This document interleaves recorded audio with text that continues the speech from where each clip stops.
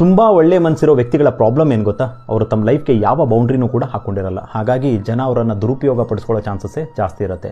ಒಂದು ಮನೆಗೆ ಒಂದು ಕಂಪೌಂಡ್ ಎಷ್ಟು ಇಂಪಾರ್ಟೆಂಟೋ ಅದೇ ರೀತಿ ಒಂದು ಲೈಫ್ಗೆ ಒಂದು ಬೌಂಡ್ರಿನೂ ಕೂಡ ಅಷ್ಟೇ ಇಂಪಾರ್ಟೆಂಟ್. ಕಂಪೌಂಡ್ ಇಲ್ಲದೆ ಇರೋ ಮನೆಗೆ ಸಿಕ್ಕ ಪ್ರಾಣಿಗಳು ನುಗ್ಗೋಕ್ಕೆ ಶುರು ಮಾಡುತ್ತೆ, ಮನೆ ಗಲೀಜ್ ಮಾಡಿ ಹೊರಟೋಗ್ಬಿಡುತ್ತೆ. ಅದೇ ರೀತಿ ಒಂದು ಬೌಂಡ್ರಿ ಇಲ್ಲದೆ ಇರೋ ಒಂದು ಲೈಫ್ಗೆ ಸಿಕ್ಕ ಜನ ಬರೋಕೆ ಶುರು ಮಾಡ್ತಾರೆ, ತಮ್ಮ ಮನಸ್ಸಿಗೆ ಬಂದಂತೆ ಇರೋಕೆ ಶುರು ಮಾಡ್ತಾರೆ. ಕಡೆಗೊಂದಿನ ನಮ್ಮನ್ನು ಬಿಟ್ಟು ಅವರು ಹೋಗ್ಬಿಡ್ತಾರೆ.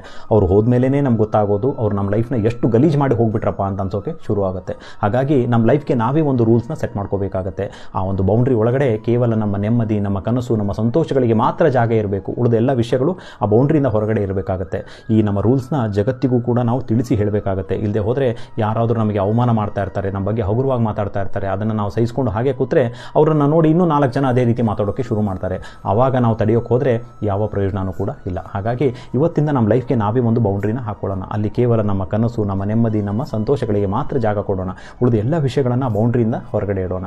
ನಮಗೋಸ್ಕರ ನಾವು ನಿಲ್ಲಬೇಕಾಗತ್ತೆ. ಆವಾಗಲೇ ಜನ ನಮ್ಮನ್ನು ಗೌರವಿಸೋದು, ಈ ಜಗತ್ತು ನಮ್ಮನ್ನು ಗೌರವಿಸೋದು ಅಲ್ವಾ. ನಿಮ್ಗೇನು ಅನಿಸುತ್ತೆ ಅನ್ನೋದನ್ನು ಕಮೆಂಟಲ್ಲಿ ತಿಳಿಸೋದು ಮಾತ್ರ ಮರಿಬೇಡಿ. ಎಲ್ರಿಗೂ ಒಳ್ಳೆಯದಾಗಲಿ. ಶುಭ ದಿನ.